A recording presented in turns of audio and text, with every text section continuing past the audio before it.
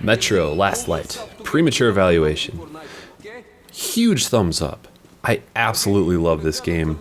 This game far exceeded my expectations. After playing through it, I've played through it once on the medium difficulty, and I absolutely love it. This is one of the most engrossing, environmentally rich games I've played in a long time.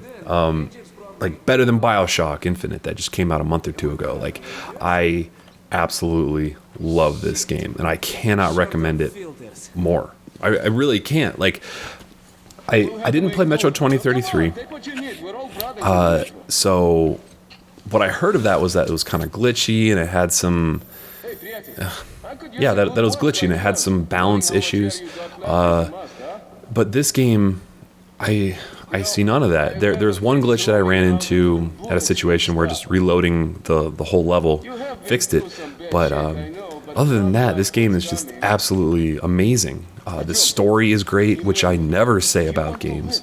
The environment just brings you in, like Half-Life 2. I mean, when you're in this world, it just feels authentic. It just feels genuine. Like you're genuinely in this post-apocalyptic wasteland. This is a level from E3 last year. It's maybe an hour into the game. The Dark Ones are back. I wasn't familiar with the story for Metro 2033 at all, like I said, but they do a good job of catching you up. And I didn't feel lost or anything like that, having not played the previous game. And the game is the game's challenging too. Like, even on medium difficulty, it's got a decent challenge in some spots. Now, one thing I didn't expect about this was how stealth heavy the game actually is. So there's a lot of like mutant creatures, which is what I think I'm going to be fighting on this level, and then there's also a lot of humans you have to fight. And there's an achievement for getting through the entire game without killing any humans unless being forced to. So all the human encounters are actually they can be stealth based. And when I say can be stealth based, like a lot of games they say like it's stealth based if you want it to be, but you can also go full shooter if you really want. And this game, it actually does a really good job of allowing you to do both if you want to. Unlike, like a Splinter Cell where they say, oh yeah, it's stealth based, but it doesn't really have to be if you don't like that kind of play style. It's just like a lot of details like that just make this game great.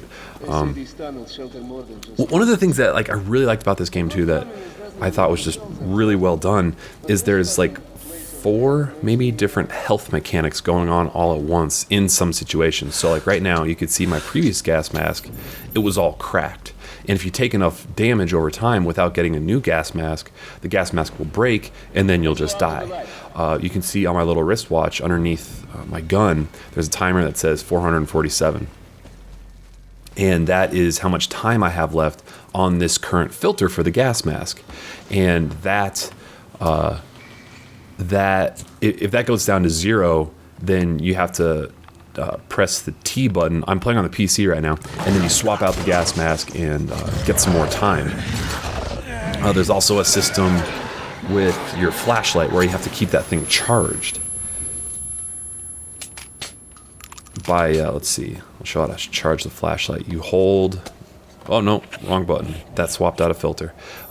You hold F for flashlight, and then you charge this little thing by just clicking it a couple times, and now you have a fully charged flashlight. And then you saw just a second ago, like I cleaned off my mask. And the reason I'm saying all these things is this game does an incredibly good job of having all these different systems in play. And then, for the most part, I'd say maybe only a quarter of the game, you're actually in a situation where you need a gas mask on and your little stopwatch is counting down. And then probably 2/3 of the game you're in situations where you need to use the flashlight, and then pretty infrequently you're in situations where you need to wipe off your mask. But then every once in a while they'll just throw a situation at you where it's like a boss fight, and all of these mechanics are going on at once and the boss is at you. And so it's like, holy shit, there's like 10 different things I have to control all at once, and it's just incredibly tense. Like, so in addition to the game like just being incredibly good, at at balancing all these systems and not overwhelming you except when they really want to, which is only a couple times throughout the entire game, and having these environments that just absolutely bring you in and feel so genuine. They do an incredibly good job of pacing the game by having lots of slow, almost stealth moments, lots of like creepy moments where you're just waiting for an enemy to jump out at you, but they never come. And then just when you kind of put your guard down for half a second, the enemy does come and just scares the shit out of you.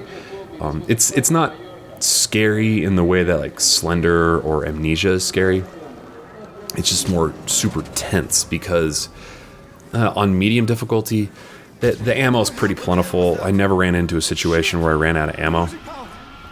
But I'd imagine on hard and then like Ranger mode, that can change pretty quickly.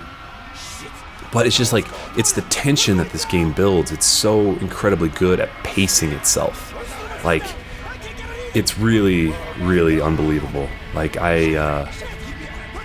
so unbelievably good. Just like, I was thinking like,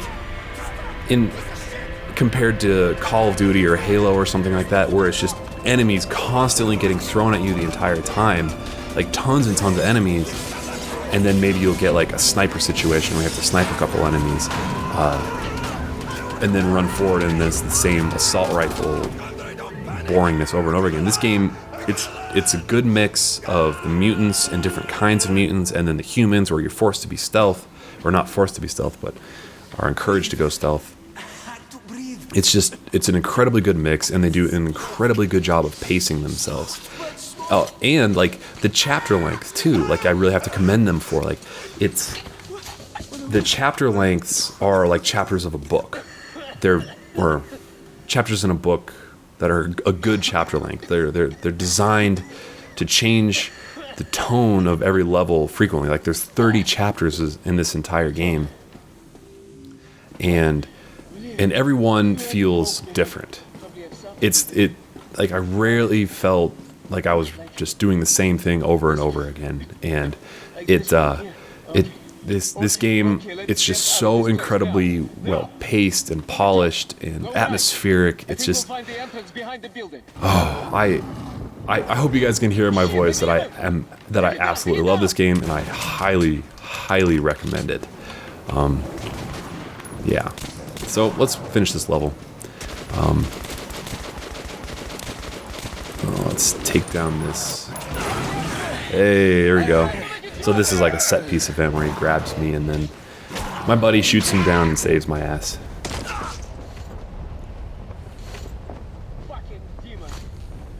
Oh yeah, so in addition to all those systems, you also have a regenerating health system, but it's quite a bit different than the regenerating health in like Call of Duty or Halo. So you have health packs that you can use, but you also have regenerating health, but the health regenerates so slowly that you really do have to use the health packs in some situation to save your life. So like, if I take a lot of damage, let's get the screen really red right here. So I'm on medium, so I'm dying pretty slow. So yeah, you can see I'm about to die. If I hit Q and inject myself with one of these vials, I much more quickly heal myself. So in situations where you just have like a ton of these watchers just running after you, and you need to heal quickly, or like a boss fight or something like that, the health packs can be very helpful when you don't have the opportunity to just kind of hide in a corner for a while. The entrance to the theater is around the next corner. We have to move now. Follow me, faster, faster.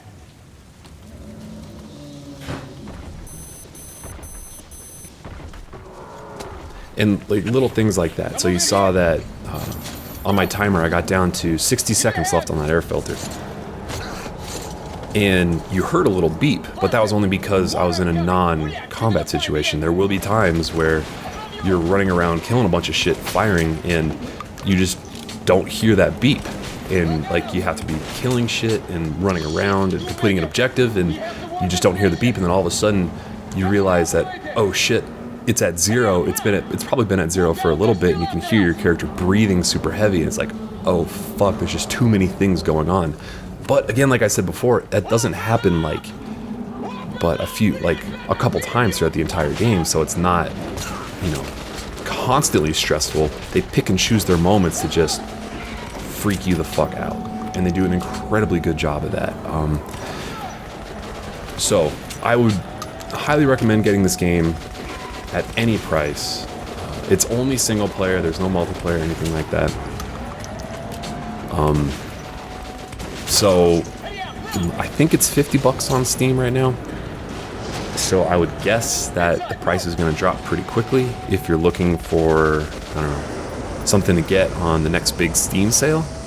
That might be a reasonable time to wait for it, but regardless, this game is incredible. I cannot recommend it more. You need to play this game. This is going to be Game of the Year nominee for, and probably Game of the Year winner for a lot of websites. And will absolutely, I think I enjoyed playing this game more than BioShock Infinite, quite frankly, which is saying a lot. Alright, so thanks for watching. Game on.